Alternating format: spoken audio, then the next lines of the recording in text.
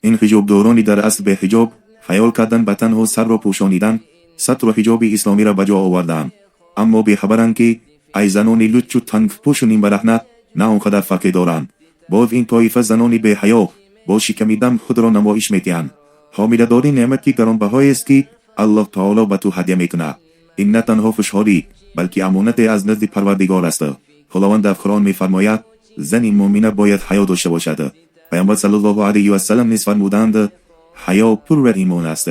امروز تو باشی اندیشه کرده شکمی حامله‌دار در شبکه‌های اجتماعی به نمایش می‌گذاری. یک میده بیاندیش ای زن، آیا این عمل از حیا است؟ شبکه‌های اجتماعی جای فتنه است.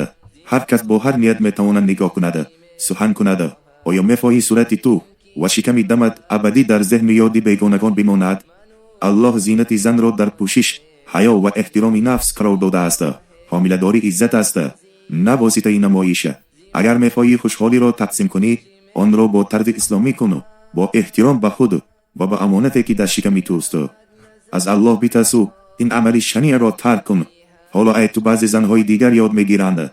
از همه بدتر این است که این رفتاری تو دیوس بودن شوهرت نشان میده. مواظب سوال و جواب روز جزا باش.